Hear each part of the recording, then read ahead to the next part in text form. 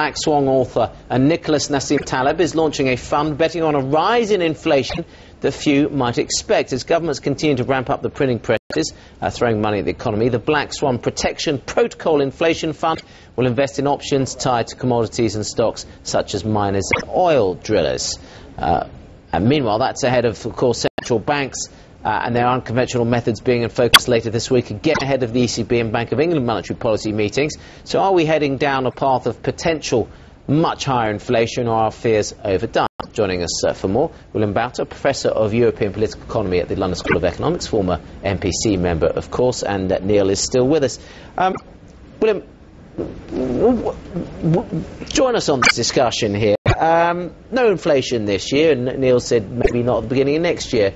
What are your fears about how much you might be putting into the system in terms of future inflation because of central bank actions at the moment? No, central bank actions in monetizing large amounts of bad private debt and, going forward, large amounts of public debt will only be non-inflationary when the economy begins to recover if they can be reversed.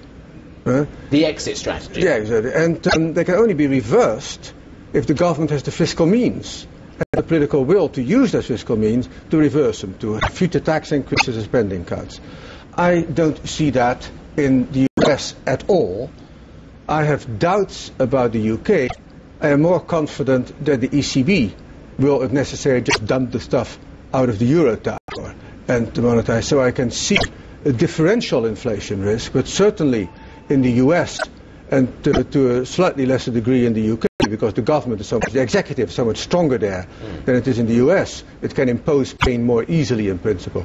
But for the US, I think it's a foregone conclusion. The kind of debts that are about to be accumulated by the US have never been amortized through surpluses or growth alone in the past. They've always been inflation, unanticipated inflation. And given the inability of the US political system to achieve a consensus on future tax cuts, tax increases, which will be vetoed by the Republicans, or future spending cuts, which will be vetoed by the Democrats, I think there is no solution that does not involve a sharp increase in inflation. Some distance down the road may have deflation first, negative inflation, but inflation will almost surely come. I mean, how long might it be down the road? 3 to 5 years. Right. Well? Martin? Well, this is, again, where I don't want you guys to explain this to me because my own head still can't seem to get around the idea. Firstly, again, I go back to the experience of Japan, which executed quantitative easing in similar percentages to what we're seeing now, and we don't have any evidence at all of inflation, let alone hyperinflation. And that's the first point. Second point is the broadest measure of money in the United States already includes the public debt in terms of the treasuries. So if you just, is it not? I mean, are you not simply just exchanging the composition of broad money rather than increasing broad money, i.e. by purchasing a treasury and changing it for cash? No definition of money, as far as I know, includes treasury. No, it may be that there's an M16 out there that includes treasuries, but no, treasury debt is non-monetary debt. It tends to be held.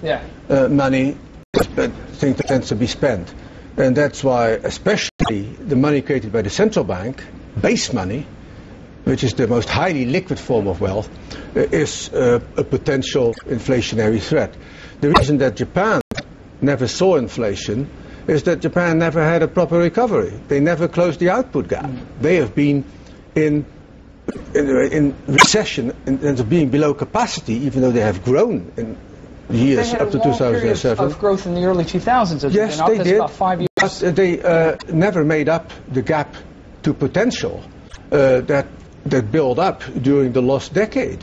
So, and they still, I think, are at a situation that much of its industry could produce at much higher levels than they have been doing. So Japan also had never the recovery of confidence of portfolio holders who go, when they get their confidence back, switch out of money into more interesting assets. But the circumstances, I suppose, in the UK could be similar. I mean, we'd have to grow at 3% from 2012 for 3 straight years to get back to the level that we left in 2008. So we may not make up that gap either. That would suggest the same. If you never make up the gap, you're not going to get inflation. Exactly. But the odds are that our economies are rather more flexible in terms of ability to recover than the Japanese, but not flexible on the fiscal side in terms of the ability to recoup the debt. The lesson of history is pretty clear here. If you run up debts in the way that we're currently seeing, if you run deficits equivalent to 13% of gross domestic product, if you end up with a debt GDP ratio of 100% or more, and it likely will be more in the United States within a 5 to 10 year time frame, then it's extremely hard to exit from that position without some modicum of inflation. I think the parallel with Japan is really misleading here, because there are profound differences between the Anglo-Saxon world and the Japanese world, not least the age structure of the population, the very nature of capital markets. No, I think we also need to bear in mind that there will be destruction of capacity in this crisis. And I think some of these output gaps will be permanently taken out of the system. I'm not sure I entirely believe some of these measures of the output gap, and I think we should be aware of what will turn out to be a rather smaller gap to be closed, particularly in the US. I mean, I think the inflation will tick up there first, not least because of the magnitude and speed of the policy response. It's been much quicker, the Fed has been much more aggressive, and there's much more quantitative easing going on here much sooner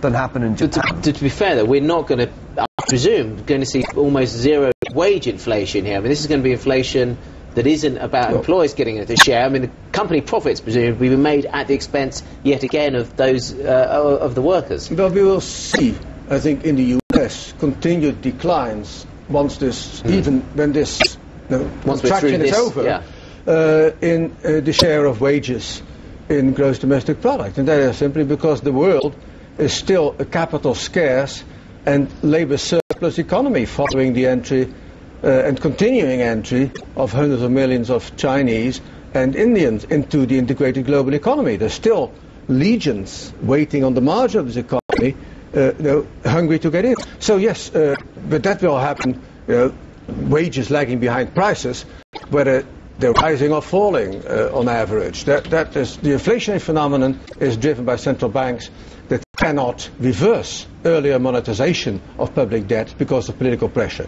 And there the Fed is the most suspect line of defense because they have the least independence of any leading central bank. Okay, I'll take a pause there. What I'd love to do is get an idea from you both of where you think that means interest rates and bond yields might be going in 2, 3, 4 years.